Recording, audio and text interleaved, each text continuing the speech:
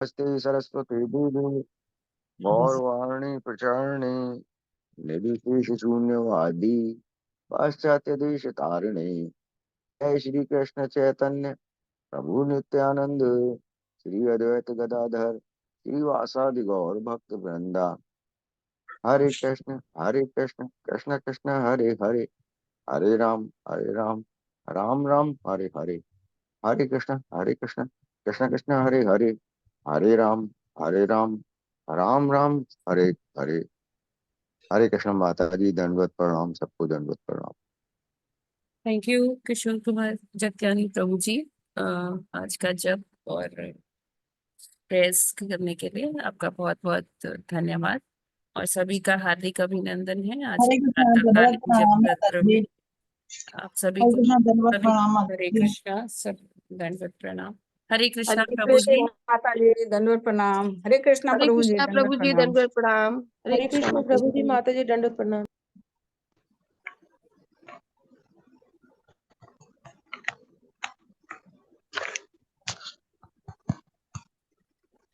हरे कृष्ण माता जी दंडवत प्रणाम। हरे कृष्णा।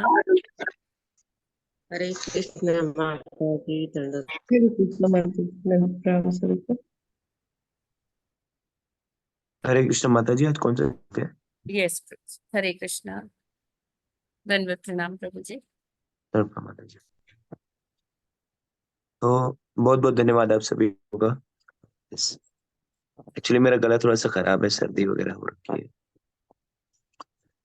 तो आज का जो श्लोक है उसमें आज का जो संदेश है श्रील प्रभुपाद जी का 1 सितंबर 1974, गुरु कृपादास को पत्र।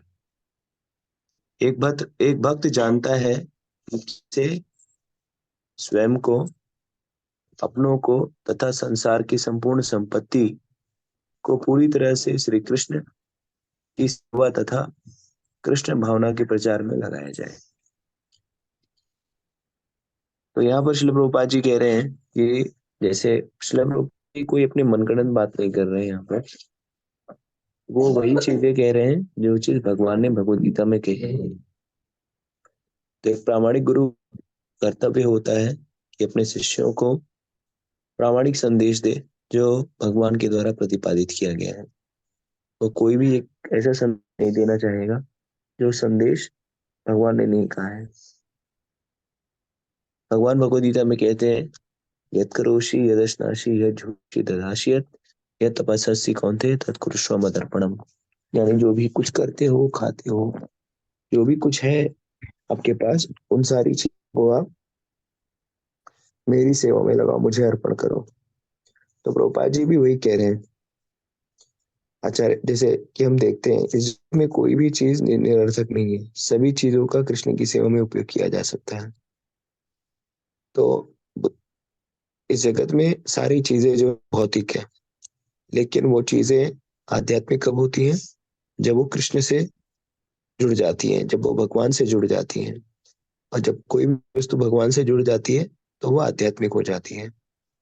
तो हमारे सारे प्रयास जो भी है, जो भी चीज हम प्राप्त करने के प्रयास करने, जो भी कोई भी विषय वस्तु प्राप्त करने का हम प्रयास करते हैं, वो प्रयास अगर स्वयं के भोग की इच्छा के लिए किया गया है तो कर्मफल देता है। हम कर्मफलों के चक्र में फंसते हैं। लेकिन अगर वही विषय वस्तु अगर कृष्ण की सेवा में लगाया जाए तो हमारे मुक्ति का मार्ग प्रशस्त करता है, वो हमें भवबंधन से मुक्त करता है।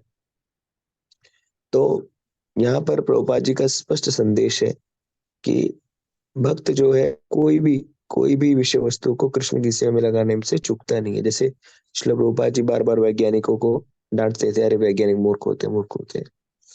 कहा, एक पत्रकार ने प्रभुपाद जी से कहा, आप कह रहे हो कि हम वैज्ञानिक मूर्ख हैं, लेकिन वैज्ञानिकों ने जो बनाया है ये हवाई जहाज, उसी का तो उपयोग आप कर रहे हैं और उसी के उपयोग को कर करके आप जो है देश विदेश में प्रचार कर रहे हैं।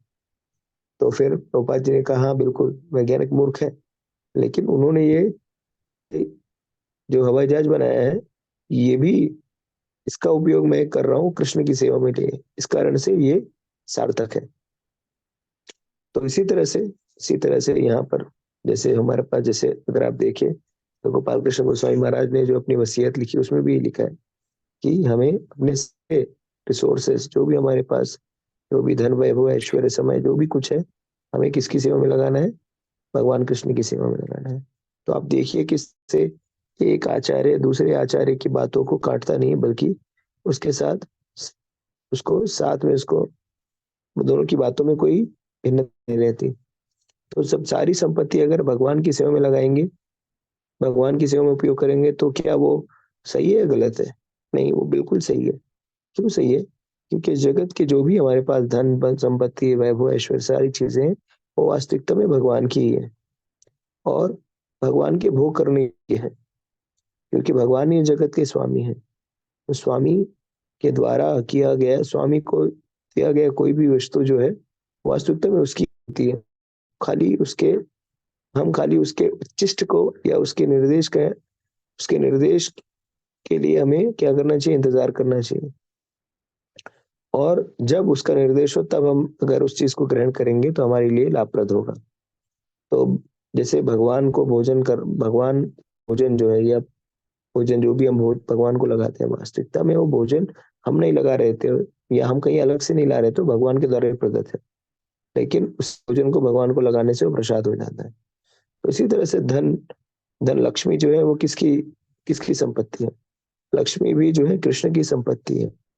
तो वो संपत्ति कृष्ण की है, इस कारण से उसे कृष्ण की सेवा में लगाना चाहिए। और जब लक्ष्मी की सेवा कृष्ण में होती है, लक्ष्मी का उपयोग कृष्ण की सेवा में होता है, तो लक्ष्मी की वो सार्थकता है। तो हमें समझना होगा कि हमारे जीवन की पूर्णता उसी में है, जब हम किसी प्रकार के कर्मफलों के बंधन में न फंसे।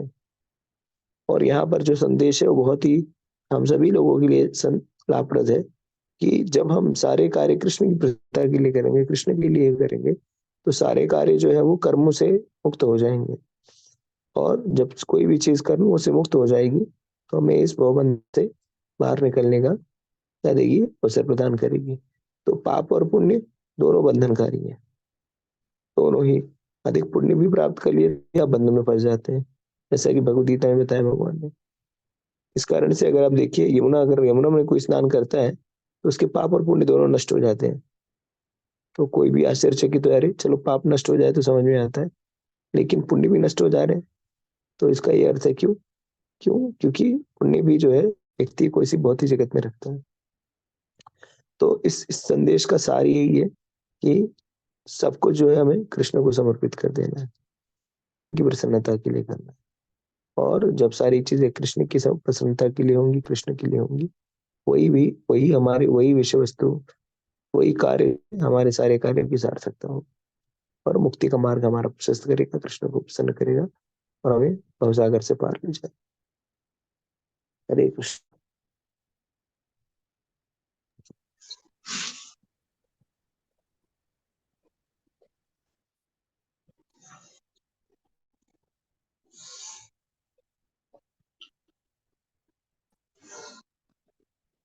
हरे कृष्णा प्रभु जी। हरे कृष्णा प्रभु जी। आज तीसरे स्कंद का 13वें अध्याय का 46वां श्लोक से स्टार्ट करना है। ठीक है, कोई पढ़ेगा इसे? जी माता जी, आप पढ़ेंगे? जी माता जी। 46वां श्लोक।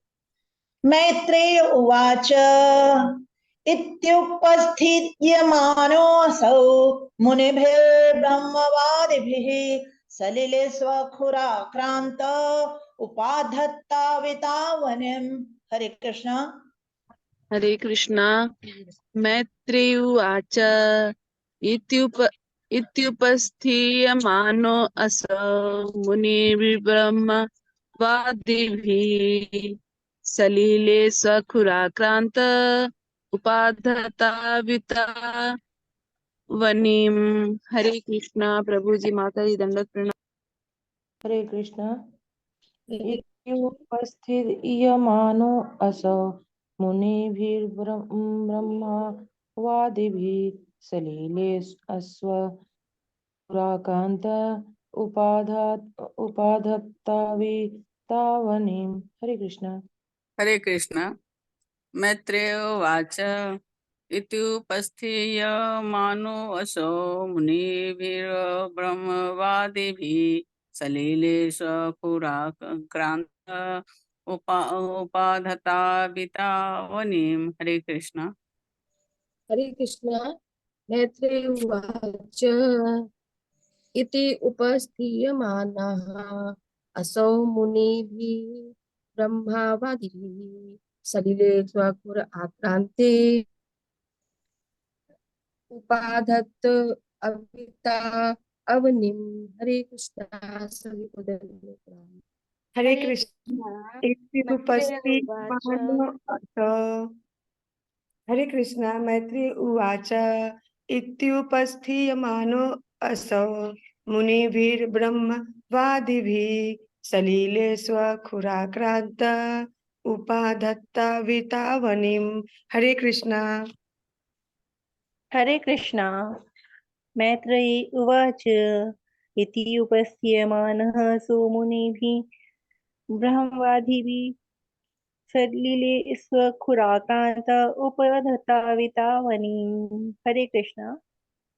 हरे कृष्ण। मैत्रेय उवाच इत्युपस्थीयमानोऽसौ मुनिर्भिर्ब्रह्मवादिभिः सलिले स्वखुराक्रान्त उपाधयत्ता विताविनीम्। हरे कृष्णा। सबको सादर प्रणाम। हरे हरे कृष्ण। कृष्णा। मैत्रेय उवाच इति उपदिष्टियं मानोऽसो मुनिभिर्ब्रह्मवादिभिः सलिले स्वखुराक्रान् उपाधत्ता वितावनिम्। हरे कृष्णा। सभी को दंडवत प्रणाम। हरे कृष्ण। इत्युपस्थीयमानोऽसौ मुनिभिः ब्रह्मवादिभिः सलिले सुखुराक्रान्त उपाधत्तावितावनिम्। हरे कृष्ण। हरे कृष्ण। मैत्रेय उवाच इति उपस्थीयमानो असौ मुनिभिः ब्रह्मवादिभिः सलिले स्वखुराक्रान्त उपाधत्तावितावनिम्। हरे कृष्णा। प्रभु जी दंडवत प्रणाम। माता जी दंडवत प्रणाम। सभी भक्तों दंडवत प्रणाम। शब्दार्थ, अनुवाद एवं तात्पर्य श्रील प्रभुपाद जी द्वारा श्रील प्रभुपाद जी की जय। शब्दार्थ, मैत्रेय उवाच, मैत्रेय मुनि ने कहा, इति इस प्रकार, उपस्थीयमानम प्रशंसित होकर, असौ भगवान वराह, मुनि भी मुनियों द्वारा, ब्रह्मवादी भी अध्यात्मवादियों द्वारा, सलीले जल में स्वखुर आक्रांते अपने ही खुरों से स्पर्श हुआ, उपाधत्त रखा, अविता पालन करता, वनिम धरती को। मैत्रेय मुनि ने कहा, इस तरह समस्त महर्षियों तथा दिव्यात्माओं के द्वारा पूजित होकर भगवान ने अपने खुरों से पृथ्वी का स्पर्श किया और उसे जल पर रख दिया। अनुवाद तात्पर्य, भगवान ने अपनी अचिंत्य शक्ति से पृथ्वी को जल के ऊपर रखा था। भगवान सर्वशक्तिमान हैं, अतएव वे विशाल लोगों को चाहे तो जल पर या वायु में स्थिर कर सकते हैं। मनुष्य का लघु मस्तिष्क इसकी कल्पना भी नहीं कर सकता कि भगवान की ये शक्तियां किस तरह कार्य करती हैं। मनुष्य उन नियमों की अस्पष्ट सी व्याख्या कर सकता है जिनमें ऐसी घटनाएं संभव होती हैं, वास्तव में लघु मानव मस्तिष्क भगवान के कार्यों के विषय में कल्पना कर सकने में अशक्त है, इसीलिए वे अचिंत्य कहलाते हैं। किंतु तो भी कुपमंडूक दार्शनिक कुछ काल्पनिक व्याख्या करने का प्रयास करते हैं। हरे कृष्णा। हरे बोल।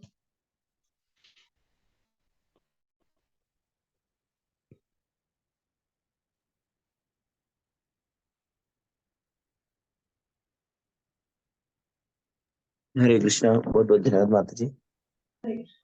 तो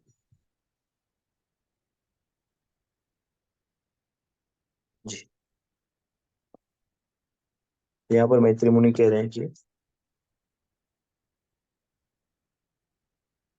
मैत्री मुनि ने कहा, इस तरह समस्त महर्षियों तथा दिव्यात्माओं के द्वारा पूजित होकर भगवान ने अपने खुरों से पृथ्वी का स्पर्श किया और उसे जल पर रख दिया। तो हमें समझना होगा कि भगवान की भक्ति कौन करता है। तो भगवान की भक्ति करने वाले महात्मा कहा गया है। भगवद गीता में कहते हैं महात्मानस्तु माम पार्थ दैवीं प्रकृति आश्रिता। तो आप सभी लोग जो भगवान कृष्ण की पूजा कर रहे हैं, जो भगवान की भक्ति में निरत हैं, आप सभी लोग जो है क्या है, महात्मा। और जो दुरात्मा है उनको मूढ़ा कहा गया है। अब जानाति मामूढ़ा मानुषम धर्माश्रिता। तो जो मूर्ख होते हैं वो भगवान की भगवत्ता को नहीं समझ पाते। वो अपनी तर्क शक्ति द्वारा भगवान के किए गए लीलाओं का अवलोकन करना चाहते हैं, और वो जितना भी तर्क शक्ति से उन लीलाओं को समझने का प्रयास करते हैं, वो उतना ही उस उन लीलाओं की जटिलताओं में फंसते जाते हैं और उन्हें कुछ समझ में नहीं आता।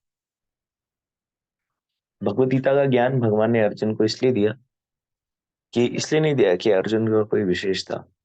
जी, अर्जुन विशेष था, लेकिन भगवान ने भगवद गीता का ज्ञान अर्जुन को इसलिए दिया क्योंकि अर्जुन जो है वो भगवान के साथ उनका एक तो अमित्रवत संबंध था, दूसरा भगवान से वो ईर्ष्या नहीं करते थे। तो अनुसूयवे, तो सूयवे का अर्थ होता है ईर्ष्या, और अनुसूयवे का अर्थ होता है जो ईर्ष्या ना करे। तो अर्जुन जो है भगवान से ईर्ष्या नहीं करते थे, और इसी कारण से आध्यात्मिक ज्ञान जो है कृष्ण से भगवान से प्राप्त कर पाए। तो अगर हमें भी आध्यात्मिक ज्ञान प्राप्त करना है तो हमें ईर्ष्या से मुक्त होना पड़ेगा, और जब तक हम ईर्ष्या से मुक्त नहीं होंगे तब तक हम भगवत ज्ञान ठीक रूप से प्राप्त नहीं कर पाएंगे और भगवान की लीलाओं को समझ नहीं पाएंगे। तो भगवान की जो लीला है वो चिंत्य है। हम सभी जो है अपनी बुद्धि से उसे समझने का जितना भी प्रयास करेंगे उतना ही हम असफल हो जाएंगे। भगवद गीता में भगवान कहते हैं कि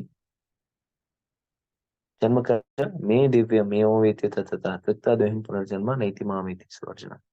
तो भगवान के जो जन्म और कर्म के जो कार्यकलाप है वो दिव्य है, और जो कोई इस दिव्यता को ही समझ जाए, समझने मात्र से ही वो जन्म मरण के चक्र से निकल जाता है। तो भगवान नाना प्रकार के संकल्पों, नाना प्रकार के कार्यों को संपादित करने हेतु नाना प्रकार का जो है अवतार लेते हैं, और वो अवतार जो है वो दिव्य स्तर पर हो। चाहे वो किसी भी चीज का अवतार ले, वो सदैव अपनी दिव्यता को बनाए रखते हैं, और उनके लिए कोई भी कार्य जो है वो असंभव नहीं है। वो सभी चीज को संभव करते हैं। कई बार लोग ये प्रश्न करते हैं कि भगवान क्या इतर योनियों में भी जन्म लेते हैं, प्रकट होते हैं? जी, भगवान जो इतर योनि में 84 लाख प्रकार की जितनी योनियां हैं सभी में अवतार लेते हैं।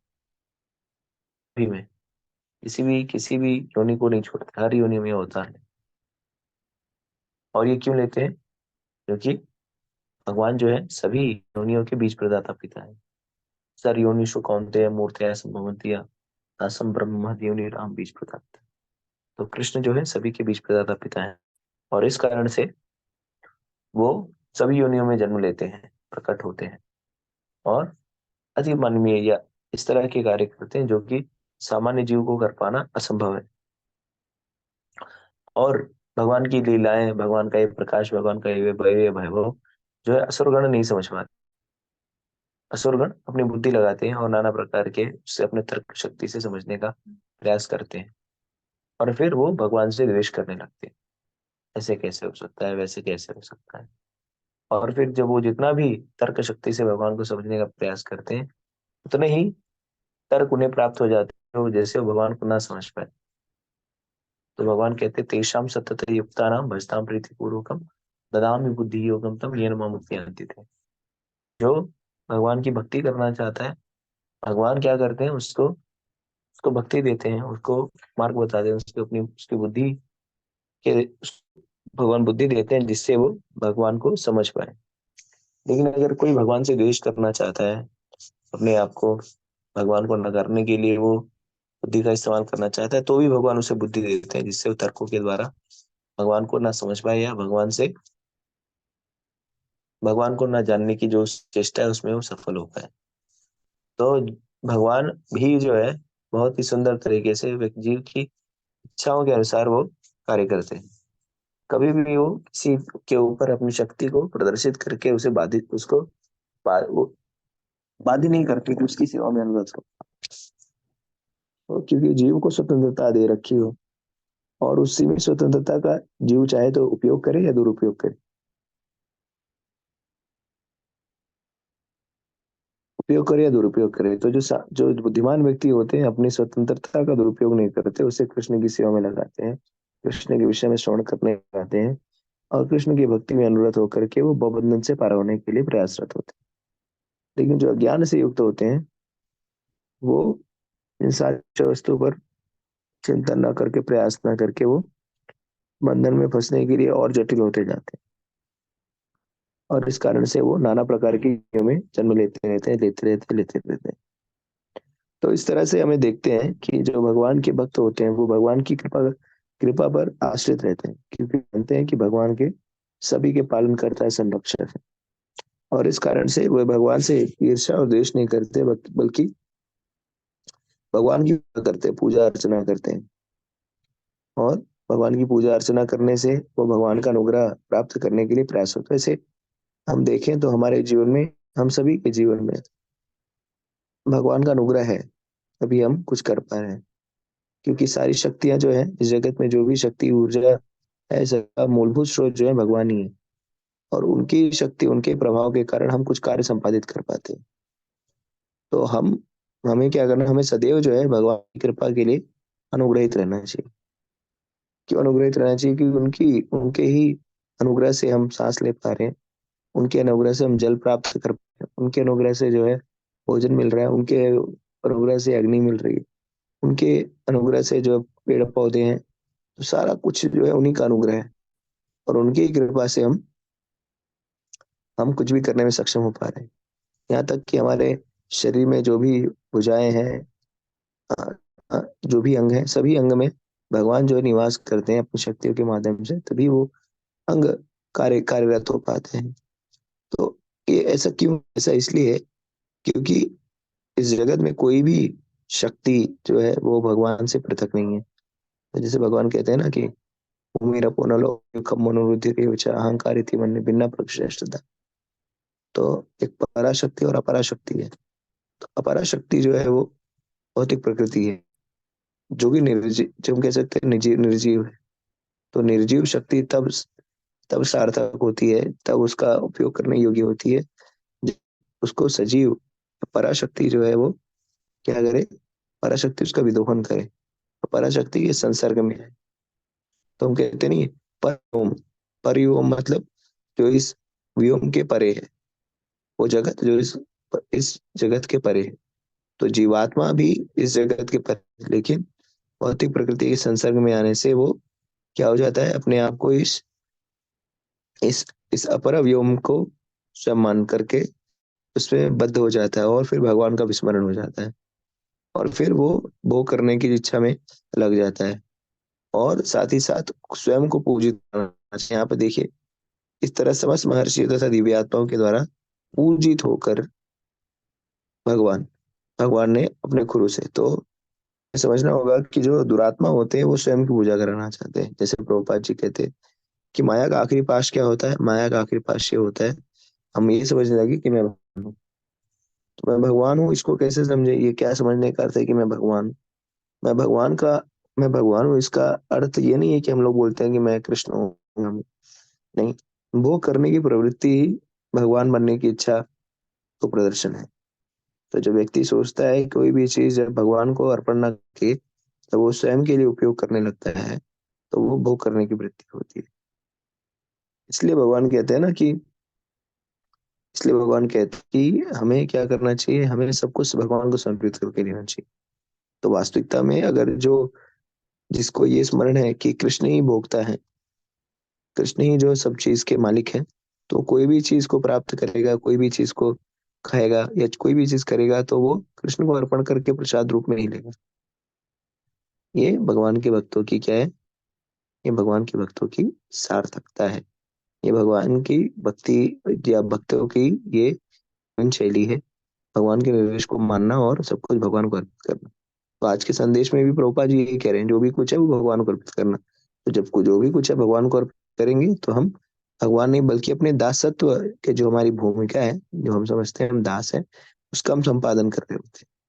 और जब हम उस चीज का संपादन करते हैं तो वास्तविकता में हमें भगवत कृपा प्राप्त होती है। तब हम भगवान के साथ क्या करते हैं, भगवान के साथ प्रतिस्पर्धा नहीं करते, हम भगवान के लिए कार्य करते हैं। और भगवान के लिए कार्य करना ही हमारे लिए क्या है, लाभप्रद है। क्योंकि हम अपने लिए कार्य करेंगे तो हम फलों में, बंधनों में फंस जाते हैं, लेकिन भगवान के लिए कार्य करना ही हमारे जीवन की सार्थकता होती है। और भगवान के लिए कार्य करने से हम न कर्म बंधन, कर्म में फंसते हैं, ना किसी प्रकार के कर्म फलों को हम बनाते हैं। क्योंकि कर्म फलों को बनाएंगे तो हम क्या करें, कर्म फलों को बनाएंगे तो कर्म फलों की तीव्रता के अनुसार हमें उच्चतर और निम्नतर लोगों को प्राप्त होना पड़ेगा। जैसे भगवद्गीता में भगवान कहते हैं ऊर्ध्व गच्छन्ति सत्त्वस्था मध्ये तिष्ठन्ति राजसा जगन्गुणो स्थिता अधो गच्छन्ति तामसा।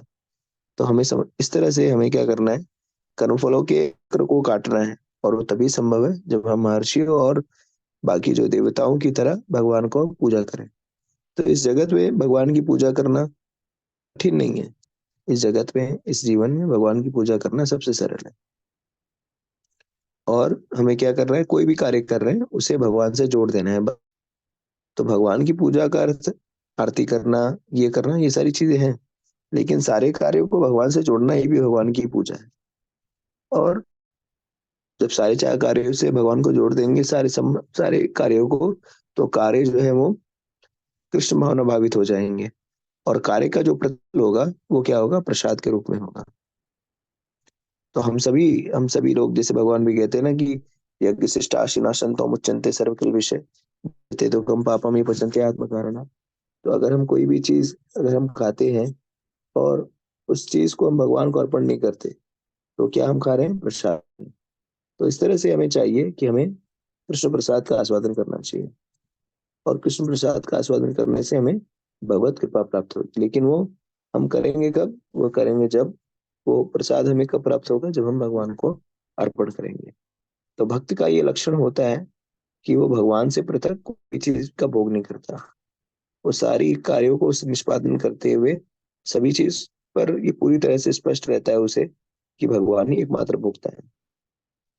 और भगवान क्या है, भगवान जो है अत्यंत शक्तियों से, परमय शक्तियों से युक्त है। तो भगवान के लिए कोई भी चीज करना अतिशोक्ति नहीं है, वो संभवतः सरलता से ही कर सकते हैं। उनके लिए जैसे भगवान की शक्तियों को देखिए, तो भगवान ने क्या किया, जल के ऊपर जो है एक सेतु बांध दिया, किससे, पत्थरों के द्वारा। तो सामान्य लोग जो है पत्थरों को तैरा नहीं सकते, लेकिन भगवान के नाम की शक्ति एक बड़ा सा सेतु जो है निर्माण किया जाने के लिए। भगवान ने गोवर्धन पर्वत को 7 दिन 7 रात तक उठाए रखा। इस अनंत कोटि ब्रह्मांड को जो है भगवान के रोम छिद्र से उत्पन्न होते हैं। भगवान के लिए कोई भी कार्य जो है वो अतिशयोक्ति नहीं है, बहुत ही सरल कार्य है। और ये सब करने के लिए उन्हें कोई बहुत ही परिश्रम करने की आवश्यकता नहीं पड़ती। जैसे कई बार हम कोई सामान उठा भी लेते हैं, मान लीजिए, जैसे अगर आप लोगों ने देखा होगा भारत तोलन होता है तो अभी हाल ही में ओलंपिक्स था, तो भारत तोलन करते हैं वो, तो 100-200 किलो उठाते हैं।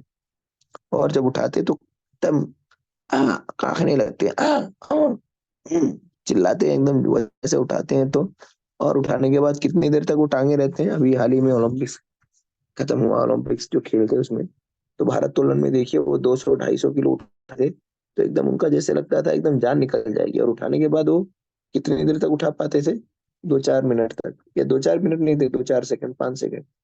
हाँ, उसके बाद रखते थे तो ऐसा लगता है कि जैसे पहाड़ रख दिया उन्होंने, कितना बड़ा भार उनके ऊपर से गुजर गया। लेकिन भगवान जो है वो सहजता से ही उन्होंने गोवर्धन पर्वत उठा लिया, सहजता से ही। और उनके चेहरे पर कोई शिकन नहीं आई कि सर यार आप हाथ दुखने लगा है मेरा। आप एक एक पानी का एक पानी की एक गिलास लीजिए और उस गिलास को हाथ में पकड़े 1 घंटे तक, 1 घंटे में आपका दुखने लगेगा। लेकिन भगवान के लिए वो बहुत ही सरलता से उन्होंने किया। तो उसी तरह से हम समझे कि भगवान के लिए कोई भी कार्य असंभव नहीं है, ना उनके लिए कोई भी कार्य बहुत ही जटिल है। सारा कार्य उनके लिए, वैसे गोवर्धन पर्वत उठा, उनको उंगली की भी आवश्यकता नहीं थी।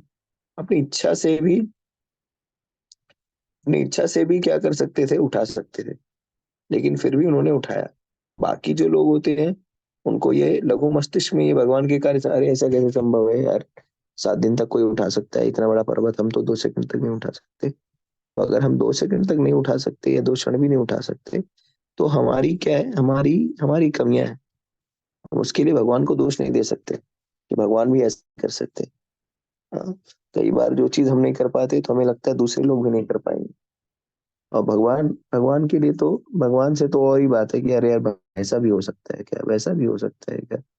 तो इसको हम इस तरह से समझ सकते हैं कि भगवान की जो लीलाएं हैं वो दिव्य है, और वो हम उसको समझ नहीं पाते इस तरह से, क्योंकि हमारे ज्ञान आधार जो बहुत ही सीमित है, हमारी बुद्धि जो है बहुत ही सीमित है।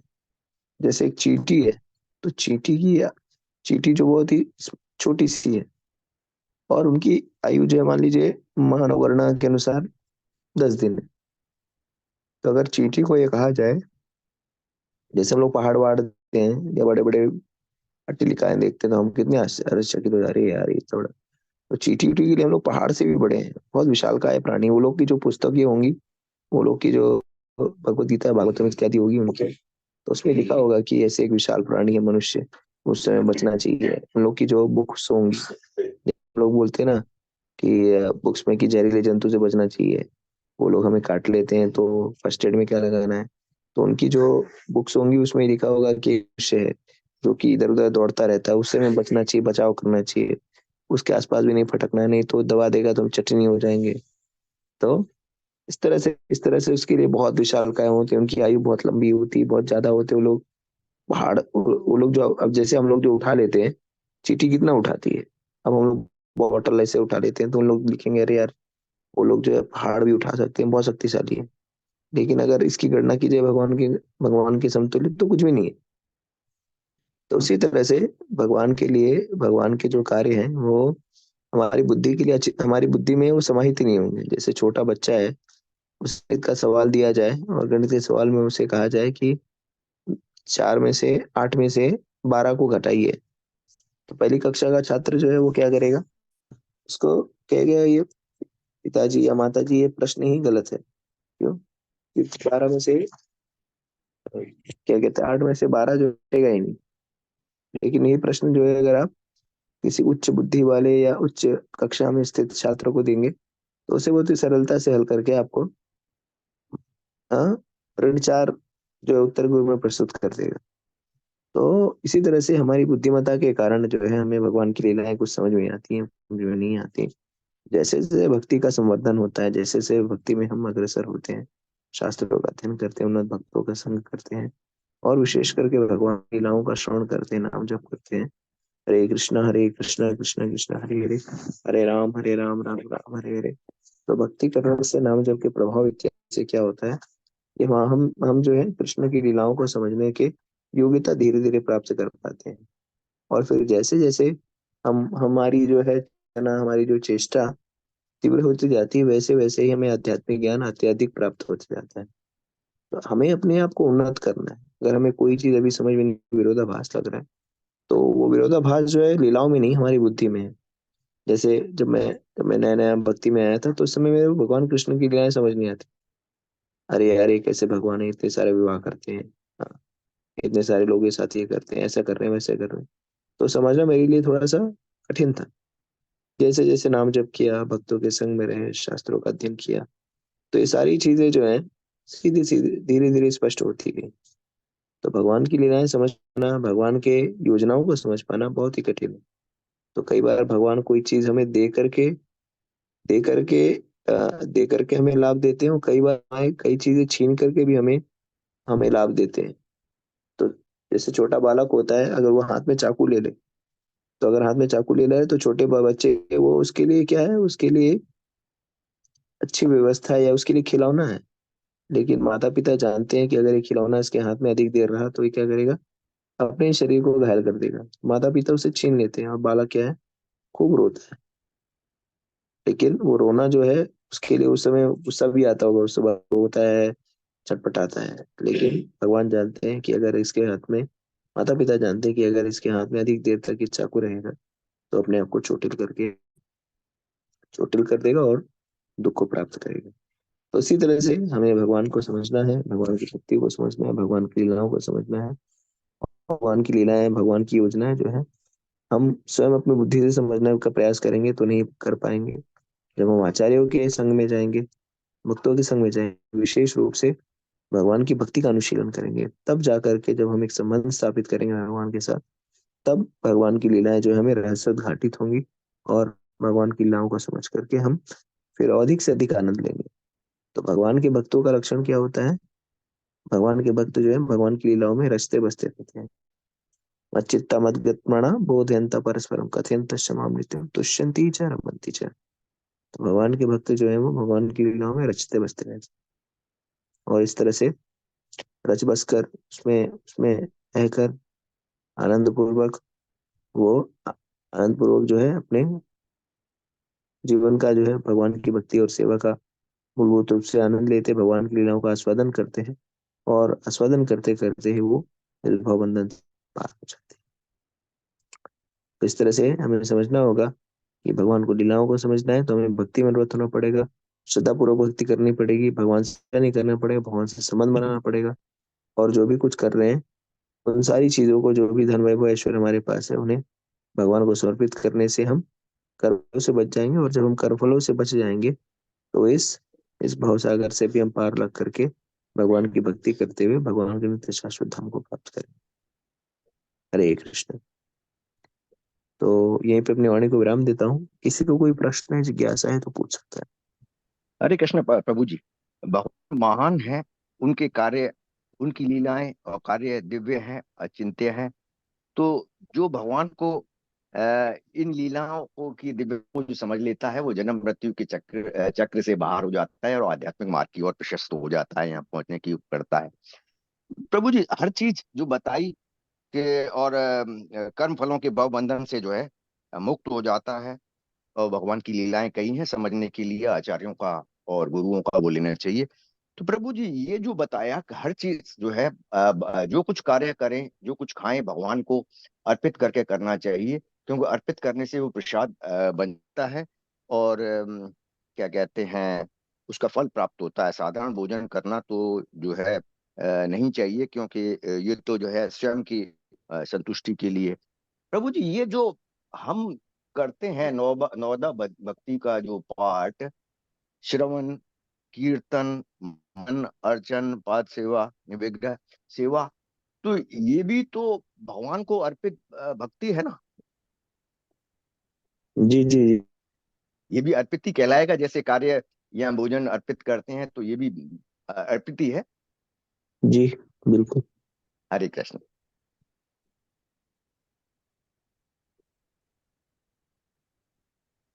ठीक है, और किसी को कोई प्रश्न है?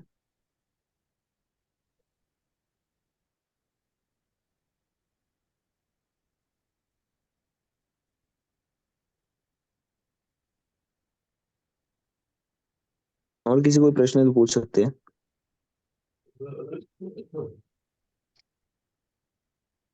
अच्छा, तो कोई प्रश्न नहीं है तो सभी लोगों का बहुत बहुत हार्दिक धन्यवाद।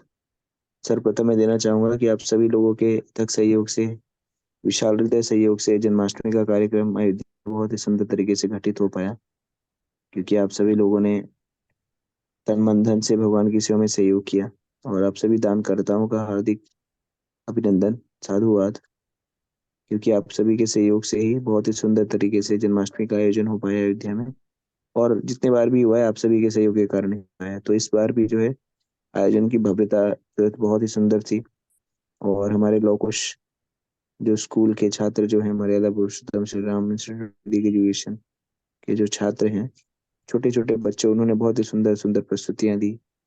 स्वाति खरे माता जी, आराधना माता जी, राष्ट्रीय जोशी माता जी, वृषाली माता जी, भद्रा सुदेवी, देवी दासी माता जी, और जितने भी ऑनलाइन और ऑफलाइन माध्यम से जो भी शिक्षण देते हैं, अंजलि माता जी और स्वाति सिंह माता जी, मीनू माता जी, बाकी जो भी डिवोटीज, जो भी अर्चना माता जी, तो ये सारे भक्त जो भी इन सारे पूरा आयोजन संपादित करते हैं ऑनलाइन और ऑफलाइन माध्यम से, बहुत सारी उसमें मेहनत लगती है और बहुत सारी चीज़ों को यहाँ वहाँ से अरेंज करना होता है सारी चीज़ें। लेकिन इतनी सारी बाधाएं होने के बावजूद भी बहुत सुंदर तरीके से बच्चों को ट्रेन करना, उनको सिखाना, नृत्य कराना इत्यादि बहुत ही और इतने सारे लोगों के मध्य में 2-4 लोगों को समझ में आते हैं, जहाँ पे हजारों की संख्या में लोग हैं, वहां पर इन सारे कार्य को प्रतिपादित कर पाना बहुत ही कठिन है और सराहनीय भी है। तो आप सभी के इन सारे जो शिक्षक हैं उनका भी सादर अभिनंदन और अभिवादन। और आपको बताना चाहेंगे कि बहुत सुंदर तरीके से जो है वहां पर नाट्य मंचन भी हुआ भगवान के प्राकट्य के विषय में, वसुदेव और देव की वो किस तरह से कंस लेके जाता है, किस तरह से भगवान का प्राकट्य होता है। तो और नाना प्रकार के सांस्कृतिक कार्यक्रम भी हुए, कीर्तन भी हुआ, कथाएं भी हुई और सबसे महत्वपूर्ण था प्रसाद वितरण। तो भोजन प्रसाद जो था वो सुबह से लेकर के अनवरत रूप से मध्य रात्रि तक चला, रात्रि के 2 बजे तक। और इस बार काफी अधिक अयोध्यावासी जो है हमारे कार्यक्रम में आए। तो कम से कम 7 से 8 हजार अयोध्यावासी जो है उन्होंने हमारे कार्यक्रम में आए। ये जो जन्माष्टमी कार्यक्रम था उसमें उपस्थित हुए। तो आप लोग सोच रहे होंगे अरे 8 हजार क्या है, 8 हजार तो बहुत ही कम संख्या है। यहाँ अयोध्या की जो पूरी जनसंख्या 1 लाख है, तो उसमें से अगर 8 से 10 हजार लोग आ गए तो समझ लीजिए 10% लोग जो अयोध्यावासी जो इस कार्यक्रम में, तो ये बहुत ही बड़ा वो है, बहुत ही बड़ा ये हमारे लिए उपलब्धि है कि इतने सारे भक्त जो हैं आए। तो सभी संभव हो पाया जब आप लोगों ने बढ़ चढ़ करके सभी लोगों ने सहयोग किया, धन से, मन से प्रार्थनाएं की और आप लोगों ने मार्गदर्शन भी किया नाना प्रकार से। तो आप सभी लोगों का साधुवाद है। भगवान से ये प्रार्थना है कि भगवान आप सभी लोगों को सद्बुद्धि इसी तरह से देते रहे, जिससे आप जो है सदैव कृष्ण में लगी रहे, आपकी चिंतन जो है भगवान का चिंतन होता रहे और आप सभी लोग जो है भगवान को प्राप्त कर पाए। आप सभी का बहुत बहुत धन्यवाद। हरे कृष्णा प्रभु जी, दंडवत प्रणाम। ऐसे कीजिए दंडवत कि प्रणाम। अगले साल हम लोग भी पहुंच पाए वहाँ कृष्ण जन्माष्टमी में। जी माता जी, आप लोग भी आइए। इस बार 2 भक्त आए थे, पटना से आए थे, एक दिलीप सिंह प्रभु थे और उनके भाई लक्ष्मी। तो हाँ, दोनों भक्त आए थे इस बार। जी अच्छा चलिए अगले साल हम भी कोशिश करेंगे कि लीजिए, जन्माष्टमी में प्रयास पहुंच। करिए माता जी, प्रयास करिए। हरे कृष्णा प्रभु जी, दंडवत प्रणाम। दंडवत। हरे कृष्ण प्रभु जी। एक जो है जो आपने बताया था गंगा अवतरण में से था कि भगवान के भक्त जो हैं शुद्ध भक्त होते हैं, वो भगवत प्राप्ति के लिए पूर्ण पुरुषोत्तम भगवान के लिए भक्ति करते हैं और आध्यात्मिक युगों में जाने के लिए उनके जो है सारी भक्ति का एम होता है। वो किसी भी भौतिक इच्छा नहीं करते किसी चीज की और तर्क वितर्क नहीं करते इस समय में, और ऐसी भक्तमयी सेवा में लीन रहते हैं। लेकिन वो जो है स्वर्ग की 3 प्रकार की श्रेणी किसी तरह से इंटरेस्टेड नहीं होते। तो ये स्वर्ग की 3 श्रेणियां बताई गई हैं, द्व्य स्वर्ग, दिव्य स्वर्ग, भौम स्वर्ग, बेल स्वर्ग। तो भक्त तो इसमें इंटरेस्टेड नहीं रहते, लेकिन ये 3 स्वर्ग क्या हैं प्रभु जी? 3 स्वर्ग के स्टैंडर्ड है, ठीक है। ये जैसे आप किसी होटल में जाते हैं तो नॉर्मल रूम, गेस्ट रूम और सूट रूम रहता है, तो उसी तरह से वैभव के आधार पर उसका विकेटीकरण किया गया है, अच्छा, ठीक है। जैसे कि शिवलोक होटल में में ही रहता ऐसा है, है? हाँ, लग्जरी जिसमें जितना रहता है, जिसमें उस हिसाब से उसका रहता है ना चार्ज। जैसे नॉर्मल लोगे तो 5,000 रुपए का, फिर हाँ प्रभु जी। इस तरह से दूसरा सूट रूम लेंगे तो और बड़ा, बैंक्वेट लेंगे तो और बड़ा। तो ऐसा है होटल में, सुविधाओं के अनुसार, ठीक है। ठीक है प्रभु जी। हरे कृष्ण। ठीक है, और किसी कोई प्रश्न है, जिज्ञासा है तो पूछ सकते हैं, ठीक है। तो और कोई प्रश्न नहीं है, जिज्ञासा नहीं, तो फिर हम सत्र को समाप्त कर सकते हैं। जी साथ ही प्रभु करें माता जी। जी प्रभु जी, थैंक यू सो आपको मच कुछ प्रभु जी। अनाउंसमेंट करना है माता जी? नहीं प्रभु जी, ऐसा कुछ और नहीं है। ओके, जी, ठीक है, थैंक तो you so session much and Prabhu करते जी फॉर एनलाइटनिंग टीचर। हैं। थैंक यू माता जी। तंत्र श्रीमद् भागवतम की जय, जगत गुरु श्रील प्रभुपाद की जय, गुरुदेव की जय। ओम तत्सत। हरे कृष्णा कृष्णा कृष्णा हरे हरे, हरे राम राम राम हरे। जय गुरुदेव, जय श्री प्रभुपाद। हरे कृष्णा। धन्यवाद। थैंक यू प्रभु जी, दंडवत हरे प्रणाम। कृष्णा धन्यवाद प्रभु जी, सभी को माता जी धन्यवाद। धन्यवाद, सबको हरे कृष्ण प्रणाम। थैंक यू प्रभु जी, माता जी सभी को दंडवत प्रणाम।